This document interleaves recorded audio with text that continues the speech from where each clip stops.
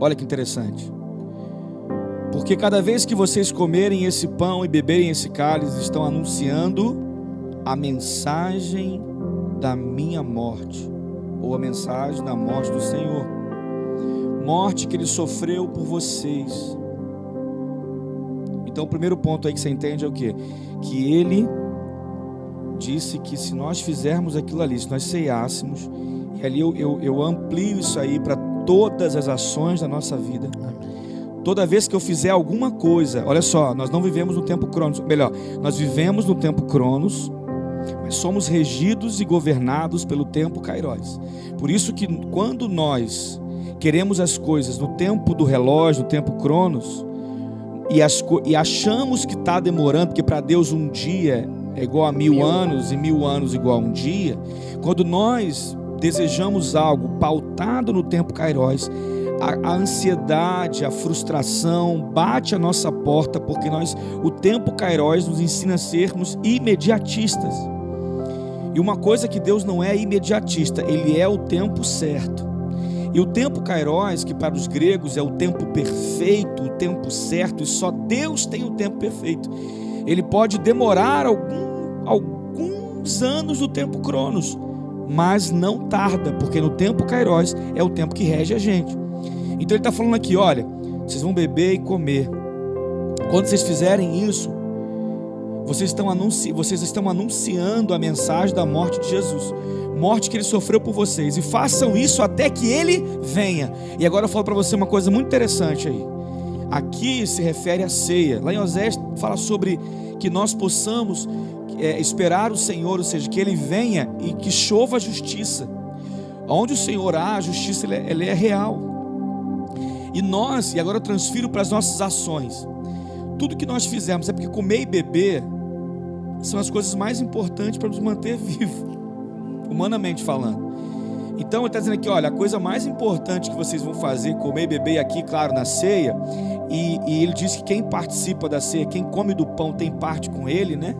E quem participa tem essa parte com ele. Ou seja, se eu tenho a parte com o Senhor, entenda uma coisa, se eu tenho a parte com o Senhor, tudo que eu fizer tem que anunciar a morte dele. E cara, entenda uma coisa, Leandro, quando eu anuncio a morte, eu sou levado a anunciar a ressurreição. Então quando eu anuncio a morte de Jesus, eu digo assim, olha, Ele morreu por você porque te ama. E por que Ele ressuscitou? Para mostrar que Ele quer estar contigo até a consumação dos séculos. Ou seja, Ele morreu para dizer que te ama, mas viveu para dizer que quer andar com você, porque Ele fala para os discípulos, Mateus 28, ali no encerramento, na grande comissão, que Ele fala, olha, entenda uma coisa, ide e fazei discípulos, ensinando tudo essas pessoas aí que eu ensinei para vocês. Ensina eles, ou seja, façam discípulos.